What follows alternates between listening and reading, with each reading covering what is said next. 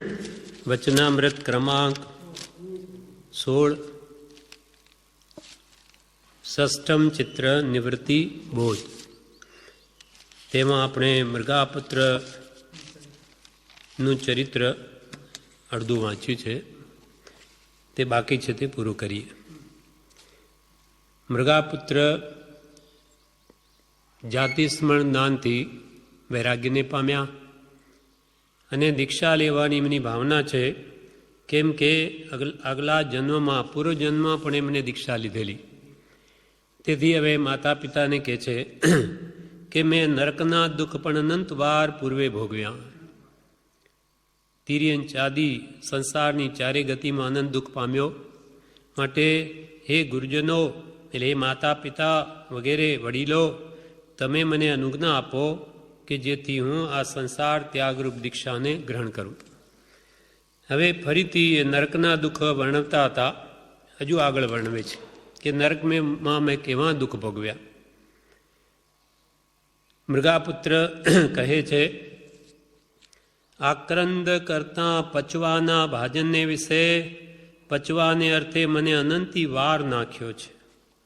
હું ગમે એટલું નર્ક ભૂમિમાં આક્રંદન કરતો દુઃખ પામવાથી, પણ જેમ ભાજનમાં પાત્રમાં આપણે શાક ઉકાળીએ તેવી રીતે મને ભાજનમાં નાખીને મને પકાવ્યો છે. એવો અનંતી વાર મને કર્યો છે. આક્રંદ કરતાં પચવાના ભાજનને વિશે પચવાને અર્થે મને અનંતી વાર નાખ્યો છે. નરકમાં મહારૌદ્ર પરમાધામીઓએ મને મારા કડવા વિપાકને માટે અનંતી વાર ઊંચા વૃક્ષની શાખાએ બાંધ્યો હતો. ઊંચા વૃક્ષની ડાળીઓ મને બાંધ્યો હતો. પરમાધામીઓએ બંધવ રહિત એવા મને લાંબી કરવતે કરીને છેદ્યો હતો. લાંબી કરવતથી પણ મને કાપ્યો હતો. ત્યાં મારી રક્ષા કરનાર કોઈ નહોતું. કોઈ મને બંધવ સહાયરૂપ નહોતો. બંધવ રહિત એવા મને લાંબી કરવતે કરીને છેદ્યો હતો. અતિ તીક્ષ્ણ કંટકે કરીને વ્યાપ્ત ઊંચા સાલમલી વૃક્ષને વિશે બાંધીને મહાખેદ પમાડ્યો હતો. તીક્ષ્ણ જેમાં કાંટા છે એવા શાલમલી નામના ઝાડ ઉપર મને બાંધી અને મને પરમાધામીઓ મહાદુઃખ પમાડ્યું છે. પાસે કરીને બાંધી, જાળથી બાંધી, આગો પાછો ખેંચવે કરી મને અતિ દુઃખી કર્યો હતો. મહા અસહ્ય કોલુને વિશે શેલડીની પેઠે આક્રંદ કરતો હું અતિ રૌદ્રતાથી પીડાયો હતો. કોલુનો બેલ, ઘાણીનો બેલ જેમ એ ઘૂમે ત્યાંનો ત્યાં, તેને તો હજારો કોષ ઘરમાં છે. તે મને શેરડી જાણે પીસતા હોય એમ બાંધી અને કોલુના વિશે શેરડીની પેઠે આક્રંદ કરતો હું અતિ રૌદ્રતાથી પીડાયો હતો. એટલે કે કોલું એટલે યંત્ર, એમાં જે શેરડી પીલાય એવી રીતે મને ઘાલીને પીલ્યો હતો. શેરડીની જેમ, શેરડીના ઠેકાણે મને એવી રીતે મને પરમાધામીઓ દુઃખ પહોંચાડ્યું છે. હું અતિ રૌદ્રથી તે વખતે પીડાયો હતો. એ ભોગવવું પડ્યું તે માત્ર મારા અશુભ કર્મના અનંતી વારના ઉદયથી જ હતું. એ મને કેમ ભોગવવું પડ્યું? પૂર્વે કરેલા મારા અશુભ કર્મો, તેનું ફળ મેં અનંતી વાર એવું ભોગવ્યું છે. શ્વાનને રૂપે સામનામા પરમાધામીઓએ કીધો. શ્વાન રૂપે મને કૂતરા રૂપે બનાવ્યો સામ નામના પરમાધામીઓએ, અને સબલ નામના પરમાધામીઓએ તે શ્વાન રૂપે મને ભોંય પર પાડ્યો.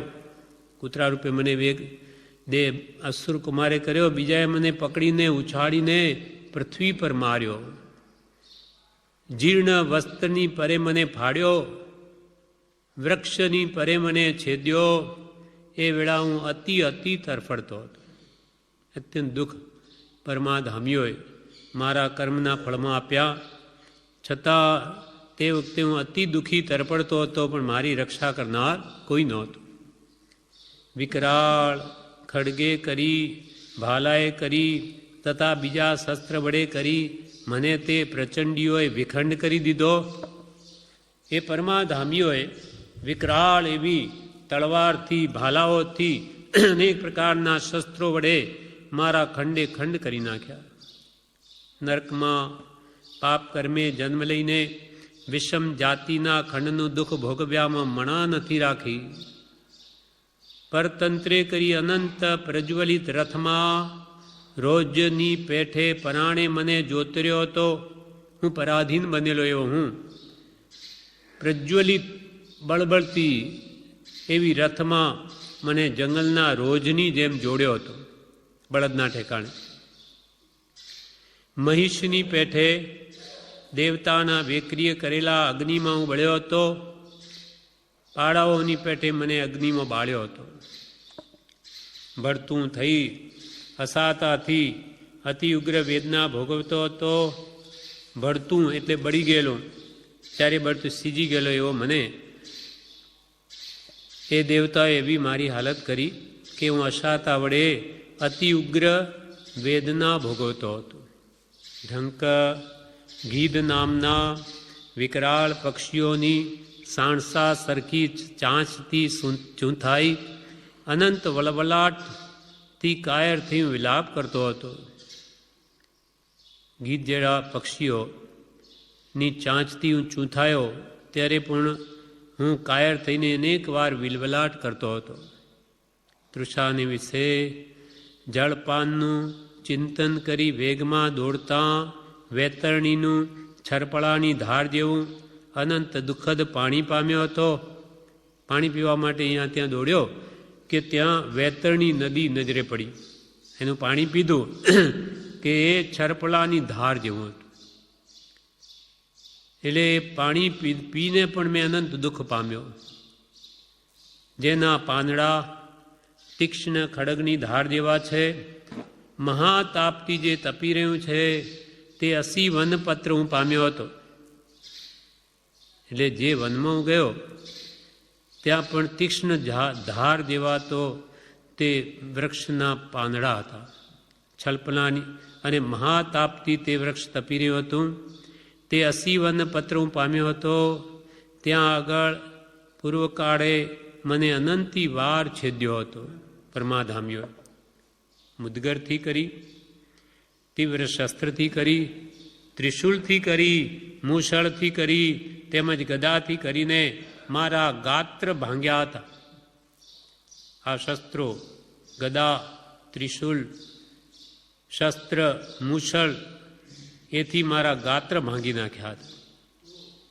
શરણરૂપ સુખ વિના હું અશરણરૂપ અનંત દુઃખ પામ્યો હતો. વસ્ત્રની પેઠે મને છરપલાની તીક્ષ્ણ ધારે કરી, પાડીએ કરી અને કાતરણીએ કરીને કાપ્યો હતો. મારા ખંડે ખંડો ખંડ કટકા કર્યા હતા. મને તીરછો છેદ્યો હતો. ચરર કરતી મારી ત્વચા ઉતારી હતી. એમ હું નરકમાં અનંત દુઃખ પામ્યો હતો. પરવસ્તાથી મૃગની પેઠે અનંત વાર પાસમો સપડાયો હતો. પરમાધામીઓ મને મગરમચ્છ રૂપે જાળ નાખી અનંત વેળા દુઃખ આપ્યું હતું. હું પરાધીન ત્યાં બનેલો. જેમ જંગલમાં મૃગ પરાધીન બને, સિંહને સિંહ પકડે ત્યારે વિચારું શું કરી શકે, તેવી રીતે પરમાધામીઓ મગરમચ્છ રૂપે જાળ નાખી મને અનંત વેળા દુઃખ આપ્યું હતું. સિંચાણા રૂપે પંખીની પેઠે જાળમાં બાંધી અનંત વાર મને અણ્યો હતો. ફરસી ઇત્યાદિ શસ્ત્રથી કરીને મને અનંત વાર વૃક્ષની પેઠે કૂટીને મારા સૂક્ષ્મ છેદ કર્યા હતા. મુદગરાદિકના પ્રહારવતી લોહકાર જેમ લોહને ટીપે તેમ મને પૂર્વકાળે પરમાધામીઓ અનંત વાર ટીપ્યો હતો. લોખંડનો ઘણ લઈ જેમ લુહાર લોહ ઉપરને ટીપે તેમ આ પરમાધામીઓ મને મુદગર વડે અનંત વાર ટીપ્યો હતો. આ ખાલી આપણે વાંચીએ છીએ, ખરેખર એ દુઃખ કેવું હશે ભોગવી આવ્યા છે, ભૂલી ગયા છે. એક આંગળી ચંગદાઈ હોય કે સુઈ જેવો ઘા પણ આપણાથી સહન ન થાય તો આ મુદગરના ઘા અનંતવાર પરમાધામીઓ વડે આ જીવે સહન કર્યા છે, છતાં આજે જાણે કંઈ થયું જ નથી. પોતાને તો અજ્ઞાનવશ ભાન નથી, પણ નાની જણાવે તો તે પ્રત્યે પણ શ્રદ્ધા નથી.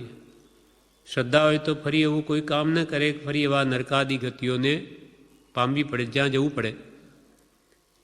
તાંબુ, લોઢું અને શીશું અગ્નિથી ગાળી તેનો કળકળતો રસ મને અનંત વાર પાયો હતો. અતિ રૌદ્રતાથી તે પરમાધામીઓ મને એમ કહેતા હતા કે પૂર્વબ્રહ્મા તને માંસ પ્રિય હતું, તે લે આ માંસ. એમ મારા શરીરના ખંડો ખંડ કટકા મેં અનંતી વાર ગળ્યા હતા. માંસ કે તને પૂર્વમાં ઘણું ભાવતું હતું, લે એમ કરીને મારા જ અંગો કાપીને મને ખવડાવ્યા. એમ મારા શરીરના ખંડે ખંડ કટકા મેં અનંતી વાર ગળ્યા હતા. મદ્યની વલ્લભતા માટે પણ એથી કંઈ ઓછું દુઃખ પડ્યું નહોતું. મદ્ય એટલે દારૂ. દારૂમાં પણ પ્રિયતા, એના ફળમાં પણ મને કંઈ ઓછું દુઃખ પડ્યું નહોતું. ગરમા ગરમ એંદા બલ્લામાં શીશું રેડે અને દાજીને તરત જ પ્રાણ છૂટી જાય, પણ એ દેહ નહીં છૂટે, દુઃખ જ પામે. એમ મેં મહાભયથી, મહાત્રાસથી, મહાદુઃખથી કંપાય માન કાયાય કરી અનંત વેદના ભોગવી હતી, જે સહન કરતાં અતિ તીવ્ર, રૌદ્ર અને ઉત્કૃષ્ટ કાળ સ્થિતિની વેદના સાંભળતા પણ અતિ ભયંકર અનંત વાર તે નરકમાં મેં ભોગવી હતી. જેવી વેદના મનુષ્યલોકમાં છે તેવી દેખાતી પણ તેથી અનંત ગણી અધિક અશાતા વેદની નરકને વિશે રહી હતી. સર્વ ભવને વિશે અશાતા વેદની મેં ભોગવી છે. મેષાનું મેષ માત્ર પણ ત્યાં શાતા નથી. આંખનો પલકારો, આંખ મીચીને ખોલીએ એટલી ક્ષણવાર પણ નરકમાં વિસામો નથી, શાંતિ નથી. મેષાનું મેષ માત્ર પણ ત્યાં શાતા નથી. એ પ્રમાણે મૃગાપુત્રે વૈરાગ્ય ભાવથી સંસાર પરિભ્રમણનું દુઃખ કહ્યું. એના ઉત્તરમાં તેના જનક જનેતા એમ બોલ્યા કે હે પુત્ર, જો તારી ઈચ્છા દીક્ષા લેવાની છે તો દીક્ષા ગ્રહણ કર, પણ ચારિત્રમાં રોગોત્પત્તિ વેળા તારું વેદક કોણ કરશે? હવે તને બહુ દીક્ષાની લગ્ની લાગી, લે, પણ જ્યારે તને ચારિત્ર પાળતા શરીરમાં કોઈ રોગ ઉત્પન્ન થશે ત્યારે તારી દવા કોણ કરશે? ચારિત્રમાં રોગોત્પત્તિ વેળા વેદક કોણ કરશે? દુઃખ નિવૃત્તિ કોણ કરશે? એ વિના બહુ દોહિલું છે. મૃગાપુત્રે કહ્યું, એ ખરું, પણ તમે વિચારો. મૃગાપુત્ર કહે, તમે એ પણ વિચારો કે 8મીમાં મૃગ તેમજ પંખી એકલું હોય છે. જંગલમાં મૃગ કે પક્ષીઓ એકલા જ હોય. તેને રોગ ઉત્પન્ન થાય છે ત્યારે તેનું વેદું કોણ કરે છે? પૂછે છે કે ભાઈ આ પક્ષીઓ, જનાવરો જંગલમાં એકલા જ હોય, એમને પણ રોગ વગેરે થાય ત્યારે એમનું વેદું કોણ કરે? જેમ વનમાં મૃગ વિહાર કરે છે તેમ હું ચારિત્ર વનમાં વિહાર કરીશ અને સપ્તદશ ભેદે શુદ્ધ સંયમનો અનુરાગી થઈશ. સપ્તદશ ભેદે એટલે 17 ભેદે, 17 ભેદે શુદ્ધ સંયમનું પાલન કરનારો થઈશ. એટલે 17 ભેદ કયા?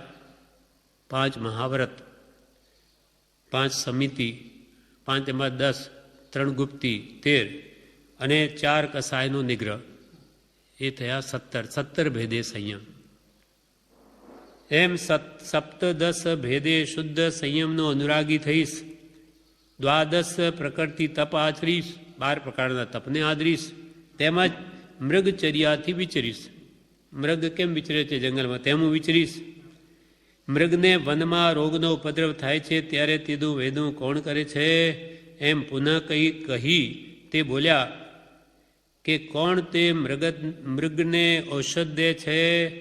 કોણ તે મૃગને આનંદ, શાંતિ અને સુખ પૂછે છે કે ભાઈ કેમ ઠીક છે તારે? એમ મૃગને કોણ આનંદ, શાંતિ કે સુખ પૂછે છે? કોણ તે મૃગને આહાર જળ આપી આણી આપે છે? એને કોણ ભોજન લાવી આપે? જેમ તે મૃગ ઉપદ્રવ મુક્ત થયા પછી ગહન વને જ્યાં સરોવર હોય ત્યાં જાય છે. એટલે કે જ્યારે આ પશુ પક્ષીઓને રોગ થાય તે એક ઠેકાણે બેસી રહે. આપોઆપ શરીરની ખરાબીઓ જેમ ઉપવાસથી બધી બળી જાય તેમ એના રોગનો આપોઆપ એ શરીર જ્યારે સ્વસ્થ થાય ત્યારે એ જનાવરો ઉપદ્રવ થઈ રહી થયા પછી ગહન વનમાં જ્યાં સરોવર હોય પાણી પીવાને ત્યાં જાય છે. તૃણ, પાણી આદિનું સેવન કરીને પાછું જેમ તે મૃગ વિચરે છે તેમ હું વિચરીશ. મારે રોગ થશે તો ઉપવાસ આદિ કરીશ, નહીં ખાઈશ. એની મેરે એ અંદરની જઠરા અગ્નિ એ રોગને ખાઈ જશે અને જ્યારે સ્વસ્થતા થશે ત્યારે ફરી મૃગની પેઠે વિચરીશ. તૃણ, પાણી આદિનું સેવન કરીને પાછું જે તે મૃગ વિચરે છે તે હું વિચરીશ. સારાંશ, એ રૂપ મૃગચર્યા હું આચરીશ. એમ હું મૃગની પેઠે સંયમવંત હોઈશ. અનેક સ્થળે વિચરતો યતિ મૃગની પેઠે અપ્રતિબદ્ધ રહે. મૃગની પેઠે વિચરીને મૃગચર્યા સેવીને સાવધ્ય ટાળીને યતિ વિચરે. મૃગની પેઠે અપ્રતિબદ્ધ વિહારી થઈશ. કોઈ પ્રતિબંધ નથી કે અહીંયા જ રહેવું. કોઈ ક્ષેત્રનો પ્રતિબંધ નહીં, કોઈ દ્રવ્યનો નહીં કે કાળનો નહીં, કોઈ ભાવનો નહીં. એમ અપ્રતિબદ્ધ વિહારી થઈશ મૃગની પેઠે. મૃગચર્યા સેવીને પાપ ટાળીને યતિ વિચરે. જેમ મૃગ તૃણ જળાદિકની ગોચરી કરે તેમ યત્રી ગોચરી કરીને સંયમ ભાર નિર્વાહ કરે. જેમ કે તૈયાર માલને જે લે છે, મૃગ કંઈ રસોઈ બનાવે નહીં, તેમ હું પણ ગોચરી કરીને સંયમ બહારનો નિર્વાહ કરીશ. દુરાહાર માટે ગ્રસ્તને હિલે નહીં. કોઈ ખરાબ આહાર આવી જાય, કડવો કે ઝેરી, તો પણ તે ગ્રસ્તને દોષ આપે નહીં. મુનિ, દુરાહાર માટે ગ્રસ્તને હિલે નહીં, નિંદા કરે નહીં, એવો સંયમ હું આચરીશ. એવમ પુત્તા જહા સખમ, એવમ પુત્તા જહા સખમ. એટલે માતા પિતાએ હવે કહ્યું, એ પુત્ર, જેમ તને સુખ થાય તેમ કરો. તને જેમ સુખ ઉપજે એમ કરો. તને સંયમમાં જ એટલું સુખ ભાસે છે તો પછી તેમ કર. કેમ કે તારા સુખમાં અમારું સુખ રહ્યું છે. તને જો સંયમમાં જ એટલું સુખ ભાસતું હોય તો પછી તેમ કર. એવમ પુત્તા એટલે હે પુત્ર જહા સુખમ, તને સુખ ઉપજે એમ કર. હે માતા પિતાએ અનુજ્ઞા આપી. અનુજ્ઞા મળ્યા પછી મમત્વ ભાવ છેદીને જેમ મહાનાગ કંચુક ત્યાગી ચાલ્યો જાય છે, જેમ મહાનાગ કાંચડીને ત્યાગી ચાલ્યો જાય છે, તેમ તે મૃગાપુત્ર સંસાર ત્યાગી સંયમ ધર્મમાં સાવધાન થયા. સંસારને ત્યાગી દીધો. પોતે પણ ગ્રસ્ત છે મૃગાપુત્ર. પોતાની સ્ત્રીઓ વગેરે સર્વને ત્યાગી કાંચડીની જેમ નાગ ત્યાગે કાંચડીને તેમ ત્યાગીને ચાલ્યા ગયા. તેમ તે મૃગાપુત્ર સંસાર ત્યાગી સંયમ ધર્મો સાવધાન થયા. કંચન, કામિની, મિત્ર, પુત્ર, જ્ઞાતિ અને સગા સંબંધીના પરિત્યાગી થયા. પરિત્યાગી એટલે ચારે બાજુથી સંપૂર્ણપણે ત્યાગ કર્યો. વસ્ત્રને ધૂણી જેમ રજ ખંખેરી નાખીએ તેમ તે સઘળા પ્રપંચ ત્યાગીને દીક્ષા લેવાને માટે નીકળી પડ્યા. વસ્ત્રને ધૂણી જેમ રજ ખંખેરી નાખીએ, રજ કપડાઓ પડીએ તો ખંખેરીને નાખીએ ધૂળને, તેમ સઘળા પ્રપંચ ખંખેરી ત્યાગીને દીક્ષા લઈને ચાલી નીકળ્યા. પવિત્ર પંચ મહાવ્રત યુક્ત થયા, સાધુ બની ગયા. પંચ સમિતિથી સુશોભિત થયા. ત્રિગુપ્ત્યાનુગુપ્ત થયા, ત્રણગુપ્તી યુક્ત થયા.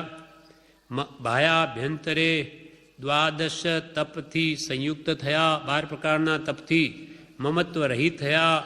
નિરંકારી થયા. સ્ત્રીયાદિકના સંગ રહિત થયા. સર્વાત્મભૂતમાં એનો સમાન ભાવ થયો, સર્વાત્મમાં સમદ્રષ્ટિ કરી.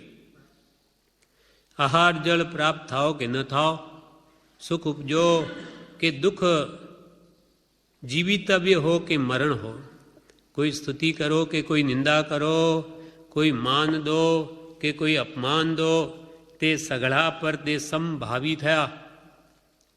રિદ્ધિ, રસ અને સુખ એ ત્રિગારત્વના અહંપતિ તે વિરક્ત થયા. મનદંડ, વચનદંડ અને તનદંડ નિવર્તાવ્યા. મનથી રાગદ્વેષ જીવ કરીને દંડાય છે, વચનથી પણ દંડાય છે, વિચાર વગર અમે તેમ બોલી અને અનર્થ દંડે દંડાય છે, અને કાયાથી પણ નહીં કરવા એવી પ્રવૃત્તિ કરીને દંડાય છે.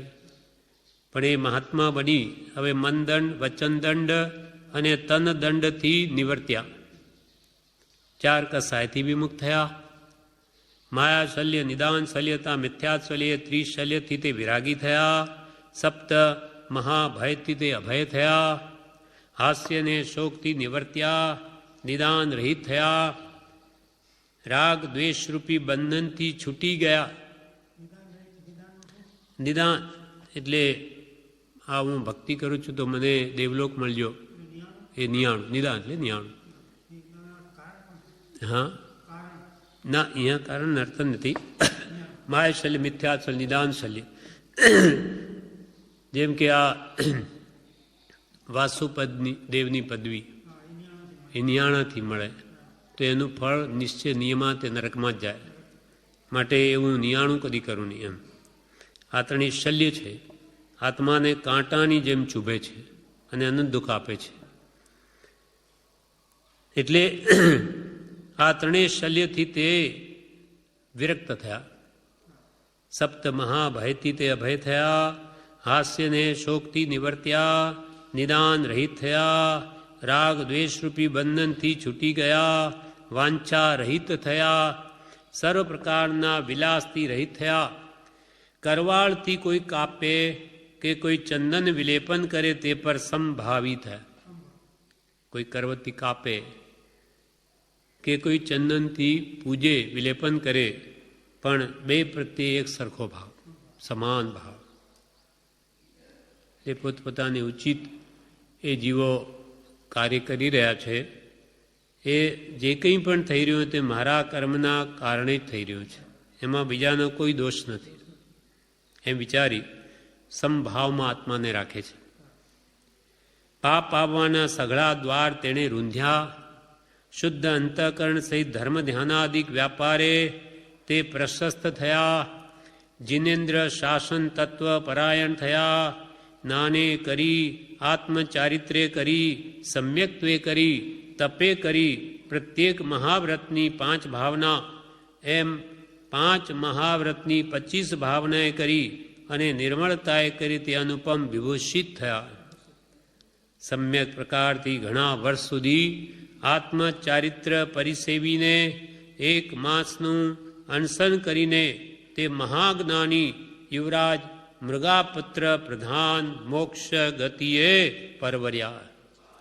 આ પ્રમાણે દીક્ષા ગ્રહણ કરી સંભાવમાં રહી આત્મચારિત્ર પાડી, તપ કરી, મહાવ્રતને સંપૂર્ણપણે આચરી, આત્માની સંપૂર્ણ નિર્મળતા કરીને કેવળ જ્ઞાન પ્રગટાવી 1 માસનું અંતે અનશન કરીને તે મૃગાપુત્ર મોક્ષ ગતિએ પરવર્યા. આના ઉપરથી હવે પરમ કૃપાળદેવ પ્રમાણ શિક્ષા કહે છે. એના પરથી આપણે શું શિક્ષા લેવી તે જણાવે છે કે તત્વજ્ઞાનીઓએ સપ્રમાણ સિદ્ધ કરેલી 12 ભાવનામાંની સંસાર ભાવનાને દ્રઢ કરવા મૃગાપુત્રનું ચરિત્ર અહીં વર્ણવ્યું. તત્વજ્ઞાનીઓએ સપ્રમાણ અનુભવીને સિદ્ધ કરેલી એવી 12 ભાવનાઓમાંની આ સંસાર ભાવનાને દ્રઢ કરવા માટે અત્રે મૃગાપુત્રનું ચરિત્ર વર્ણવ્યું. સંસારાટવીમાં પરિભ્રમણ કરતા અનંત દુઃખ છે એ વિવેક સિદ્ધ છે. એમાં પણ મેષાનું મેષ જેમાં સુખ નથી એવી નરકાદો ગતિના અનંત દુઃખ યુવજ્ઞાની યોગીન્દ્ર મૃગાપુત્રે જનક જનેતા પ્રતિ વર્ણવ્યા છે તે કેવળ સંસાર મુક્ત થવાનો વિરાગી ઉપદેશ પ્રદર્શિત કર્યો છે. કૃપાલદેવ કહે, સંસારરૂપી જંગલમાં ભટકતા અનંત દુઃખ છે એ વિવેકથી સિદ્ધ છે. અને એમાં પણ જે નરકગતિ છે એમાં તો મેષાનું મેષ પણ સુખ નથી. એવું જે વર્ણન યુવા જ્ઞાની યોગીન્દ્ર મૃગાપુત્રે પોતાના માતા પિતા પ્રત્યે વર્ણવ્યું તે કેવળ સંસાર મુક્ત થવાનો વિરાગી ઉપદેશ પ્રદર્શિત કરે છે કે ભાઈ સંસાર સેવવાનું તો આવું ફળ આપશે, માટે તમે સંસારથી નિવર્તો, એનો શીઘ્ર ત્યાગ કરો. નિવૃત્તિ બહુ છે. આત્મચારિત્ર ધારણ કરતા તપ પરિસહા દીખના બહિર્દુઃખને દુઃખ માન્યું છે અને મહાધોગતિના પરિભ્રમણ રૂપ અનંત દુઃખને બહિર્ભાવ મોહિનીથી સુખ માન્યું છે. કૃપાલે કે આત્મચારિત્ર ધારણ કરવામાં એટલે આત્મામાં રમણતા કરવામાં, એના માટે તપ ઈચ્છા નિરોધ કરવા રૂપ તપ કરવામાં, પરિસવ સહન કરવામાં, જે બહારનું દુઃખ છે તેને તો આ જીવે દુઃખ માની લીધું બહારનું, અને જે મહાધોગતિના કારણ એવા રાગદ્વેષ કે જેના ફળમાં અનંત દુઃખ જીવને ઉત્પન્ન થાય છે એવા સંસારની મોહિનીમાં આ જીવે સુખ માન્યું છે. જેનું ફળ ભલે કિંપાક વૃક્ષ સમાન હોય, ફળ સમાન હોય, પણ વર્તમાનમાં સુખ સામો છે એ જ વ્યક્તિ જુએ છે. સંસારી જીવ તેમાં એ સુખ માની બેઠો છે. એ જો કેવી બ્રહ્મ વિચિત્રતા છે. આત્મચારિત્રનું તે દુઃખ નહીં પણ પરમ સુખ છે. જ્ઞાનીઓની દ્રષ્ટિએ તો આત્મ સ્વરૂપમાં રમણતા કરવા માટેનો પુરુષાર્થ કરીએ તેમાં પરમ સુખ છે અને પરિણામે અનંત સુખ તરંગ પ્રાપ્તિનું કારણ છે. તેમજ ભોગવિલાસાદિકનું સુખ તે ક્ષણિક અને બહિર્દ્રશ્ય સુખ તે કેવળ દુઃખ જ છે. પાંચ વિષયોના ભોગ તે તો ક્ષણિક માત્ર છે અને બહારથી સુખ દેખાય પણ કેવળ દુઃખ જ છે. પરિણામે અનંત દુઃખનું કારણ છે એમ સપ્રમાણ સિદ્ધ કરવા મહાજ્ઞાની મૃગાપુત્રનો વૈરાગ્ય દર્શાવ્યો છે. એ મહાપ્રભાવિક, હવે અનેક વિશેષણ મૃગાપુત્રને કૃપાલે લગાડે છે કે યુવા વયમાં જેને સંસાર પરિત્યાગ કર્યો એટલે કેવા મહાન છે. અનેક વિશેષણોથી એમને સંબોધિત કરે છે.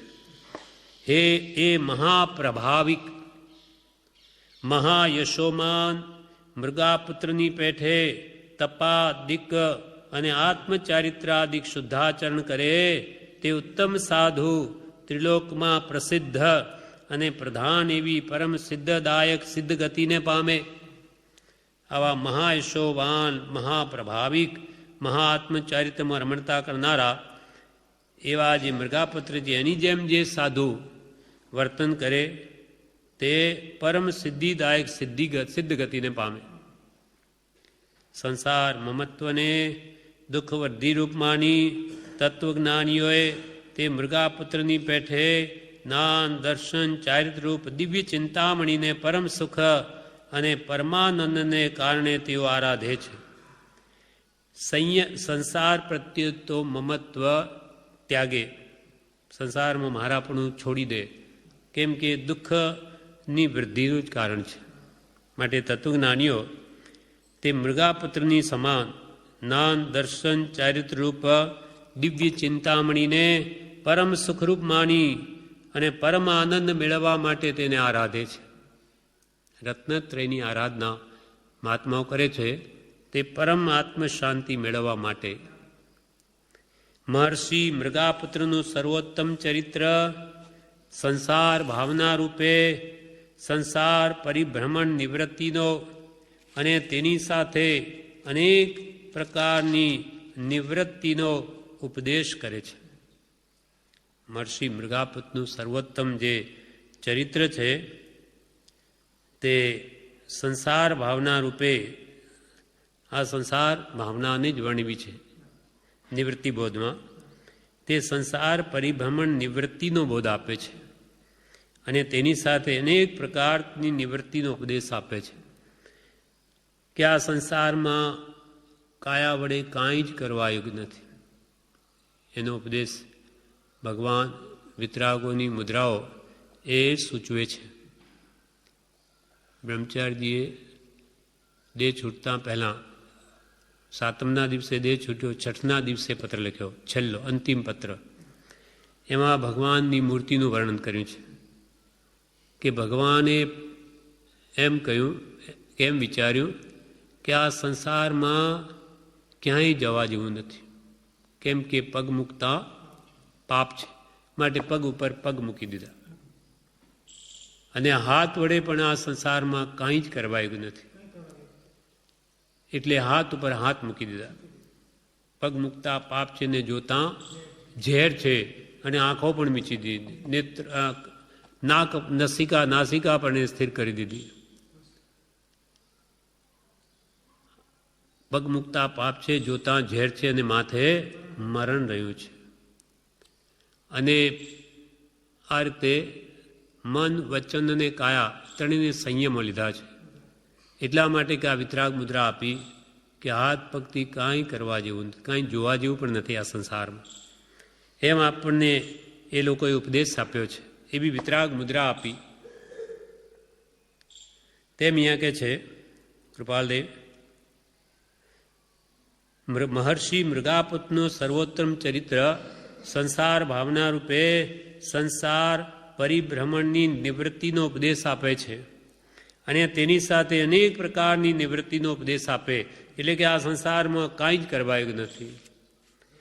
એ ઉપરથી નિવૃત્તિ બોધ અંતર દર્શનનું નામ રાખી આત્મચારિત્રની ઉત્તમતા વર્ણવતા આ મૃગાપુત્ર ચરિત્ર અહીં આગળ પૂર્ણતા પામે છે. આ પ્રમાણે આત્મચારિત્રની ઉત્તમતાનું વર્ણન કરતા મૃગાપુત્રનું ચરિત્ર અહીં પૂર્ણ થાય છે. સંસાર પરિભ્રમણ નિવૃત્તિ અને સાવધ્ય ઉપકરણ નિવૃત્તિનો પવિત્ર વિચાર તત્વજ્ઞાનીઓ નિરંતર કરે છે. અંતમાં કૃપાલદેવ કહે છે, સંસારમાં આપણો આત્મા અનંતકાળથી પરિભ્રમણ કરી રહ્યો છે,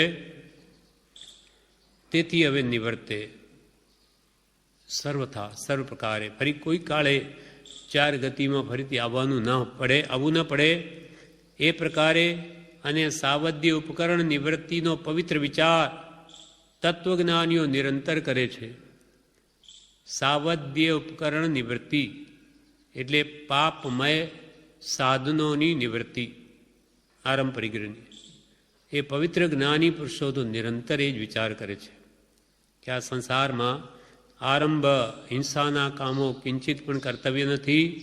આરંભ અને પરિગ્રહનો પણ સર્વથા મહાપુરુષો ત્યાગ કરે છે. કેમ કે પરી એટલે ચારે બાજુથી, ગ્રહ એટલે પકડે, ચારે બાજુથી પકડે છે. આપણને લાગે પરિગ્રહ મને ક્યાં પકડે, પણ એના પ્રત્યે રહેલો જે મમત્વ ભાવ, મારાપણું, એ આપણને પકડી રાખે છે. અને એ આસક્તિ જ આપણને કર્મબંધનું કારણ છે. મમતા ભાવ, મૂર્છા ભાવ, આસક્તિ એ જ કર્મ બંધાવે. જેની આસક્તિ ગઈ, મૂર્છા ગઈ, મમત્વ ભાવ ગયો, તે સંસારથી અવશ્ય છૂટે છે. એનો સંસાર પણ ગયો. ભરત ચક્રવર્તી ઘરમાં રહેતા છતાં 6 કણનું રાજ્ય, છતાં મમત્વ ભાવ નહીં, મારું જ કંઈ છે જ નહીં. અથવા જનક વિદેય મિથિલા બળે તો મારું શું બળે, મારું એમાં કંઈ બળતું જ નથી. એવો જે વિરક્ત ભાવ જેને કુટુંબ ધનાદિ પ્રત્યે છે, તે ગમે ત્યાં હોય ત્યાં છૂટે છે. એટલે સંસાર પરિભ્રમણ નિવૃત્તિ અને સાવધ્ય ઉપકરણ નિવૃત્તિનો પવિત્ર વિચાર તત્વજ્ઞાનીઓ નિરંતર કરે છે, હંમેશા, જેથી એમને ક્યાંય પણ રાગ નહીં થાય, મોહ નહીં થાય. ઇતિ અંતરદર્શને સંસાર ભાવનારૂપ ષષ્ઠ ચિત્રે મૃગાપુત્ર ચરિત્ર સમાપ્ત. આ પ્રમાણે 6ઠા દર્શનમાં સંસાર ભાવના રૂપ છઠ્ઠું ચિત્ર પરમ કૃપાલદેવે વર્ણવ્યું મૃગાપુત્ર ચરિત્રનું દૃષ્ટાંત આપીને તે સમાપ્ત, એ પૂર્ણ થયું. આ પ્રમાણે સંસાર ભાવના પૂરી થઈ. હવે આગળ સપ્તમ ચિત્ર આવશે, તે છે આશ્રવ ભાવના. કર્મોનો આશ્રવ કેવી રીતે થાય, કર્મોનો આવવાપણું, તે એમાં જણાવશે, જે આપણે આવતીકાલે